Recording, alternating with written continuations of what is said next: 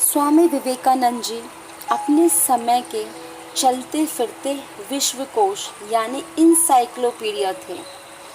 उनका साहित्य पढ़ते समय महसूस होता है कि हम ज्ञान के अथाह सागर में गोते लगा रहे हैं।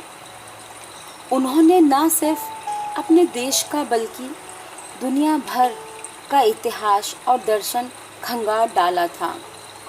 उन्हीं की किताब योग विज्ञान का पहला चैप्टर एकाग्रता, कंसंट्रेशन। एकाग्रता समस्त ज्ञान का संसार है। इसके बिना कुछ नहीं किया जा सकता। साधारण मनुष्य, हम जैसे मनुष्य यानी आप और मैं, अपनी विचार शक्ति का 90% अंश व्यर्थ ही नष्ट कर देते हैं और इसलिए हम सब निरंतर भारी भूल करते रहते हैं। प्रशिक्षित मनुष्य अथवा मन कभी कोई भूल नहीं करता। जब मन एकाग्र होता है और पीछे मुड़कर स्वयं पर ही केंद्रित कर दिया जाता है तो हमारे भीतर जो भी है वह हमारा स्वामी न रहकर हमारा दास बन जाता है।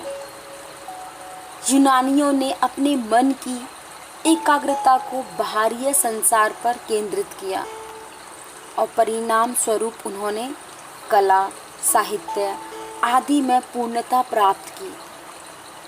हिंदुओं ने अपने मन की एकाग्रता को अंतर जगत पर और आत्मा के आगोचर क्षेत्र पर केंद्रित किया और परिणाम स्वरूप योग शास्त्र का विकास हुआ। इच्छा शक्ति, मन और इंद्रियों को वश में रखना योग है। इसके अध्ययन से यह लाभ है कि हम उनके द्वारा नियंत्रित होने की जगह उन पर नियंत्रण करना सीख लेते हैं। चित्त तह के ऊपर तह प्रतीत होता है।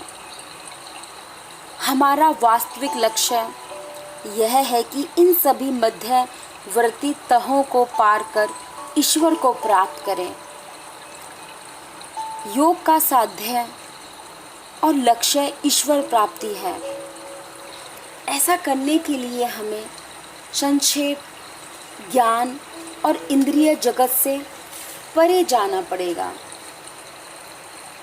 श्रीमद् भागवत गीता के चैप्टर नंबर 2 से श्लोक नंबर 69, या निशा सर्वभूतानां तस्य जागृति संयमी तस्य जागृति भूतानि स निशा पश्यतो मनः। इसका अर्थ है संसार ऐन्द्रिक सुखों के लिए जागृत रहता है। मीन्स जिस संसार में हम रहते हैं हम सभी इंद्रियों के सुखों के लिए ही जागृत रहते हैं। ईश्वर के पुत्र उस स्तर पर सोए रहते हैं, लेकिन जो भगवान के पुत्र हैं, पुत्रियां हैं, वो इंद्रियों के सुखों के प्रति सोए रहते हैं, उदासीन रहते हैं। उनको उनमें कोई मजा नहीं आता। संसार उस शाश्वत के प्रति सुषुप्त है, यानी संसार उस एटर्नल सुख के प्रति सोया हुआ है। ईश्वर के पुत्र उस क्षेत्र में जागृत हैं, मतलब कि ईश्वर के पुत्र और पुत्रियां उस शाश्वत के प्रति जागृत हैं। ये ही ईश्वर के पुत्र हैं। इंद्रियों को वश में करने का केवल एक ही उपाय है, उसका दर्शन करना, जो इस जगत में सत्य है। बस तभी हम सचमुच जितेंद्रिय हो सकते हैं। मन को लघु से लघुतर सीमाओं में समेटना एकाग्रता है। इस प्रकार मन को संयत करने के 8 अंग हैं। स्वामी विवेकानंद जी योग विज्ञान के माध्यम से 8 नियमों का पालन करने की बात करते हैं। जी दोस्तों, इन 8 तरीकों से आप अपने मन को कंट्रोल कर सकते हो और ज़्यादा एकाग्र कर सकते हो।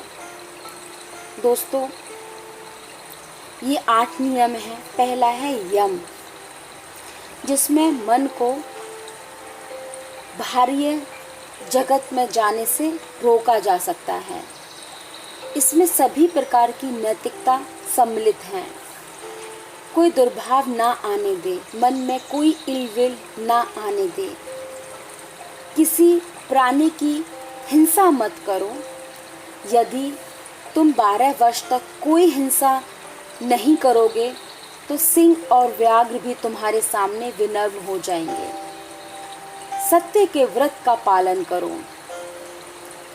12 वर्ष तक मनसा वाचा और कर्म पूर्ण सत्य का अनुष्ठान करने से मनुष्य जो भी इच्छा करे वह पूर्ण हो जाएगी।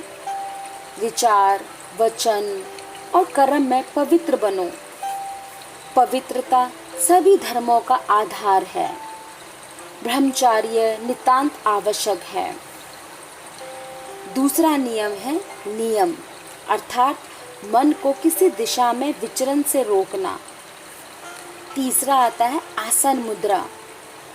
आसन 84 हैं, लेकिन सर्वोत्तम वह है जो व्यक्ति विशेष की प्रकृति के अनुकूल हो, अर्थात जिसमें वह व्यक्ति सबसे आसानी से अधिकाधिक समय तक स्थिर रह सके। इसके पश्चात आता है प्राणायाम, श्वास पर नियंत्रण। उसके बाद आता है 5वां प्रत्याहार, इंद्रियों को उनके विषय से हटा लेना। 6ठा आता है धारणा, चित्त की एकाग्रता। तद उपरांत आता है 7वां ध्यान और अंतिम 8वां है समाधि। अति चेतना, शरीर और मन जितने अधिक पवित्र होंगे उतना ही शीघ्र अभिष्ट सिद्ध होगा। तुमको पूर्ण पवित्र होना पड़ेगा। किसी भी बुरी वस्तु का विचार मन में मत लाओ। ऐसे विचार तुमको निश्चित ही नीचे घसीट लेंगे। यदि तुम पूर्ण पवित्र हो, निष्ठावान पूर्वक साधना करते हो, तो अंततः तुम्हारा चित्त असीम शक्ति का दीप स्तंभ बन जाएगा। उसकी पहुंच की कोई सीमा नहीं है, किंतु निरंतर अभ्यास तथा संसार के प्रति अनासक्ति अवश्य होनी चाहिए। जब कोई मनुष्य समाधि की अवस्था में पहुंच जाता है, तब उसकी शरीर भावनाएं निर्मूल हो जाती हैं। तभी वह मुक्ति और अमर होता है। बाहर से देखने में तो अचेतन और अति चेतन अवस्थाएं एक से प्रतीत होती हैं, पर उनमें वैसा ही अंतर है जैसा मिट्टी की ढेरी और स्वर्ण राशि में है। जिसने अपनी संपूर्ण आत्मा ईश्वर को समर्पित कर दी है, वह समाधि की भूमि में पहुंच जाता है। थैंक यू सो मच दोस्तों।